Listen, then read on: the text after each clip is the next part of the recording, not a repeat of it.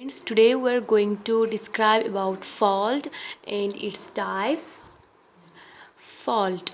Fault is defined as a planar fracture or discontinuity in a volume of rock across which there has been significant displacement as a result of rock mass movement.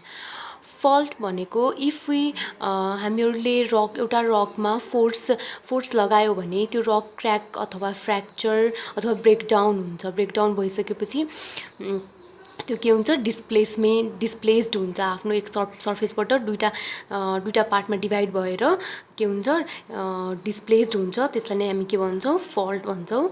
Fault is a fracture or displacement of a rock strata. This is form due to tensional and compressional force. यो केले form हुन्छ, टेन्सनल and compressional फोर्सले गर्दा हाम्रो fault form हुन्छ। There are 3 types of fault: dip slip fault, strike slip fault and oblique slip fault.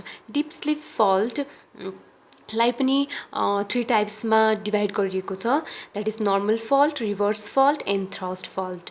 अनि normal fault यस्तो fault हो जसमा ह्याङ्गिङ वाल डाउनवर्डतिर मुभ गर्छ र फुटवल चाहिँ अपवर्डतिर मुभ गर्छ। Normal fault or geologic fault in which the hanging wall has moved downward relative to the footwall. It is produced by tensional force. यो कुन फोर्सले प्रोड्युस गर्छ भनेपछि टेन्सनल फोर्सले प्रोड्युस गर्छ। टेन्सनल फोर्स भनेको इफ एउटा अब्जेक्टलाई हामीले दुईतिरबाट फोर्स लगाएर तान्यौँ भने यसमा लाग्ने फोर्सलाई के भनिन्छ, टेन्सनल फोर्स। और कम्प्रेसनल फोर्स भनेको एउटा अब्जेक्टको टुवर्ड्समा फोर्स लगाइन्छ भने त्यसलाई के भनिन्छ, कम्प्रेसनल फोर्स भनिन्छ। And we have reverse fault or geologic fault in which hanging wall moves upward relative to the footwall. If hanging wall footwall को relative मा upward move गर्छ भने त्यसलाई हामी reverse fault भन्छौँ। It is produced by the compressional force. यो compressional force ले गर्दा produce हुन्छ। When the deep angle is shallow, a reverse fault is often described as a thrust fault. Thrust fault is a type of a reverse fault that has deep of 45 degree or less.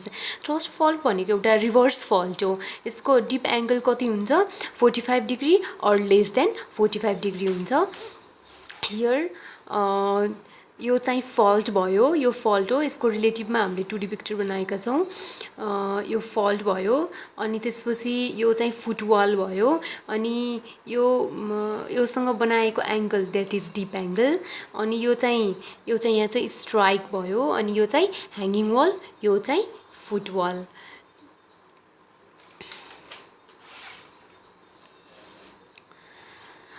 Overthrust fault भनेको चाहिँ if the angle of fault plane is lower, often less than 15 degree from the horizontal, and the displacement of the overlying block is larger, the fault is called overthrust fault. And next we have strike slip fault, a fault in which the dominant displacement is horizontal. If the block opposite an observer looking across the fault moves to the right, the slip is termed as right lateral strike slip fault, and the block moves to the left, the motion is termed as a left lateral strike slip fault. That means if observer यहाँ बस्यो होइन, अब्जर्भरदेखि राइटतिर block move गरेको छ भने that is right lateral strike slip fault. And if अब्जर्भरदेखि लेफ्टतिर move गरेको छ भने ब्लक, त्यो चाहिँ left lateral strike slip fault. अनि we have another oblique fault, a fault that runs obliquely to rather than parallel to or perpendicular to the strike of the affected rock. Oblique fault are fault on which two directions of displacement occur. दुईटा directionको displacement occur गर्छ। It is combination of deep slip motion and strike slip motion. Deep slip motion र strike slip motion को के हो, combination हो। Therefore, there is a space between the faces of the fault. फल्टको फेसेसमा के हुन्छ, space हुन्छ. And one side is higher vertical than the other. Here we have the figure of oblique slip fault. You upward, downward. This is going upward, this is going downward. Thank you.